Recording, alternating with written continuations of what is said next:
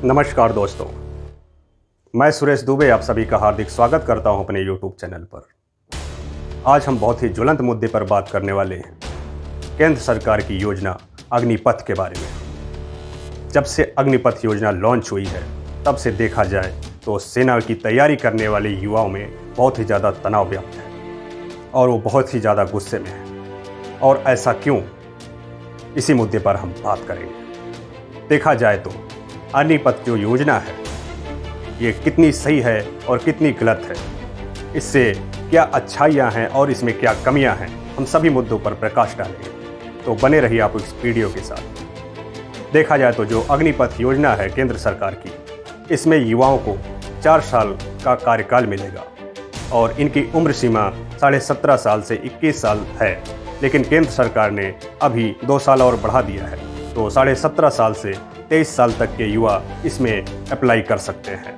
और उन्हें इस योजना से जब वो तैयारी करके फिट होंगे और इसमें फिजिकल, मेडिकल और जब वो एग्ज़ाम पास करेंगे तब उन्हें सेना में 6 महीने की ट्रेनिंग पे रखा जाएगा और उसके बाद उन युवाओं को सेना में भर्ती कर लिया जाएगा और उनको फिर नाम दिया जाएगा अग्निवीर। और उसके बाद जब वो सेना में 4 वर्ष पूरे कर लेंगे तब उनमें से लगभग 25% युवाओं को सरकार परमानेंट रखेगी और 75% युवाओं को वहाँ से बाहर कर देगी। और उसके बाद जो युवा बाहर आएंगे उनको सरकार 12 लाख का पैकेज अलग से देगी और उससे युवा अपना स्वरोजगार कर सकते हैं या कोई अलग से काम कर सकते हैं। तो देखा जाए तो और उसके बाद केंद्र सरकार ने बोला है कि हम इन युवाओं को राज्य सरकार की नौकरियों में और केंद्र सरकार की नौकरियों में आरक्षण मिलेगा। और जैसा देखा जाए तो इस योजना से लोगों को फ़ायदे तो हैं, लेकिन इसके नुकसान क्या हैं। जो हमारे सेना की तैयारी कर रहे हैं युवा, वो क्या चाहते हैं, उनकी भी बात जरा करते हैं। देखा जाए तो जो सेना की तैयारी कर रहे हैं युवा, वह प्रदर्शन इसलिए कर रहे हैं क्योंकि उनका कहना है कि केंद्र सरकार इस योजना को जैसे आर्मी में भर्तियां पहले होती थी वैसे ही करे और इस नई योजना को सरकार वापस ले ले, क्योंकि इस नई स्कीम अग्निपथ के आने से पेंशन पूर्णतः खत्म हो जाएगी और इसमें केंद्र सरकार अग्निवीरों को पेंशन नहीं देगी जो रिटायर्ड होके आएंगे। तो सबसे ज़्यादा देखा जाए तो असुरक्षा का भावना है। और जो ये सैनिक हमारे होते हैं, जब ये सेना में जाते हैं तो इनके अंदर एक जज्बा होता है जीने और मरने का, जो कि देखा जाए जब वो 4 साल की नौकरी पर रखे जाएंगे तब वो किस जज्बे के साथ दुश्मनों का मुकाबला करेंगे।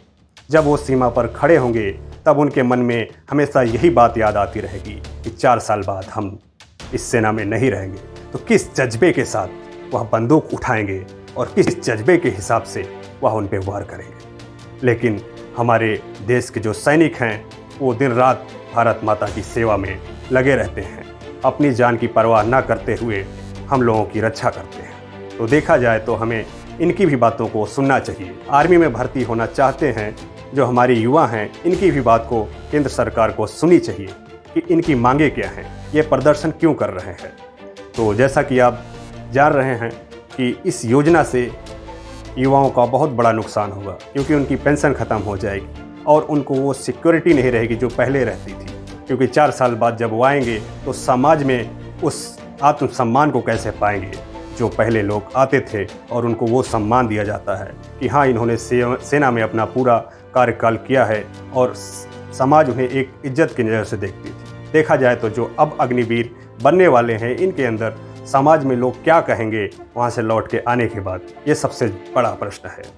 हालांकि गवर्नमेंट ने बोला है कि हम इन अग्निवीरों को 12 लाख रुपए तो देंगे, साथ साथ हम इन्हें कई सारी योजनाओं का फ़ायदा देंगे। ये चाहे तो स्वरोजगार कर सकते हैं और चाहे तो तैयारी करके और दूसरी भी नौकरी ले सकते हैं कि हम इन्हें और भी पढ़ने का मौका देंगे।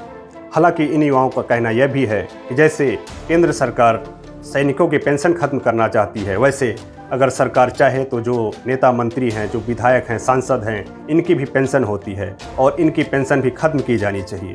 क्योंकि देखा जाए तो पेंशन से कितना बड़ा बोझ अगर सरकार को पड़ रहा है, अगर सैनिक के पेंशन से बहुत बड़ा बोझ सरकार पे पड़ रहा है, तो हमारे देश के जो विधायक हैं, जो सांसद हैं, इनकी पेंशन से बहुत बड़ा बोझ पड़ता है।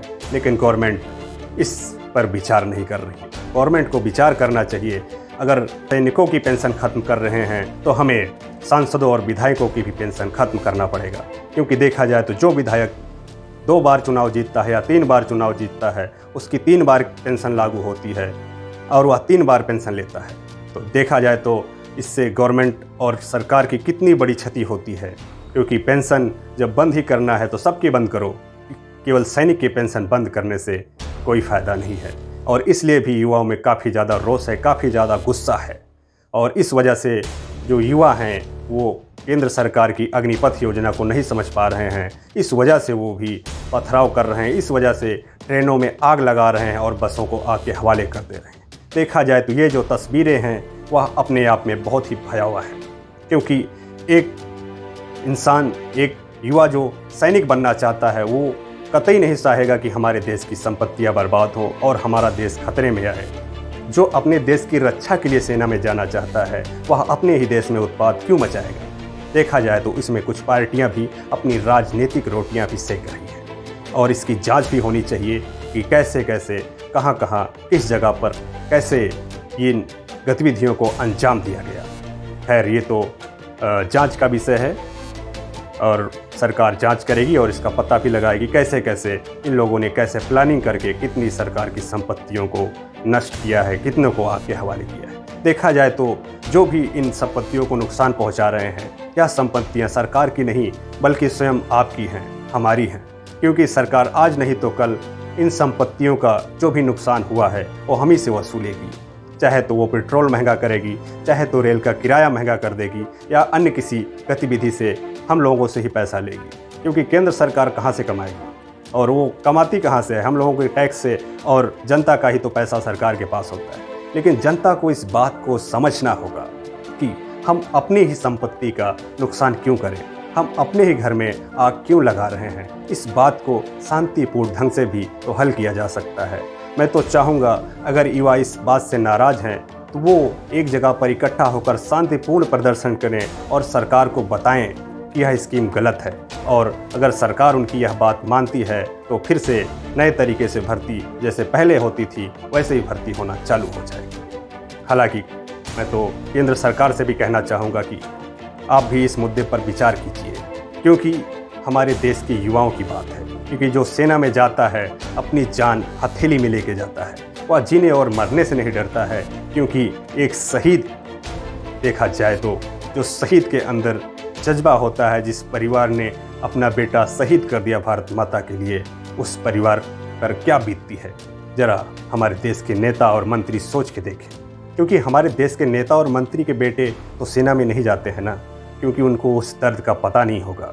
एक आम आदमी से, एक किसान से जाके पूछिए कि एक सैनिक बनना कितनी फक्र की बात होती है और कितनी मुश्किल होती है। जब से युवा सेना की तैयारी करता है तो वो सुबह 4 बजे उठता है और रेस करता है और अपने पसीने को ऐसे बहाता है जैसे लगता है कि पानी की बौछार हो रही है। लेकिन आप इस बात को नहीं समझ पाओगे, क्योंकि एक किसान का बेटा, एक नॉर्मल परिवार का लड़का अपने खून पसीने को एक करके जब तैयारी करता है तब जाके आर्मी में जाता है। क्योंकि इस दर्द को मैं जानता हूँ।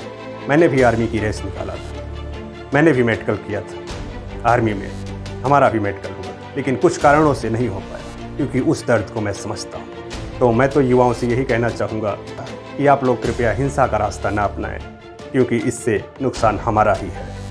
और हम अपने युवा साथियों से भी कहना चाहते हैं, कृपया भाइयों लौट आओ।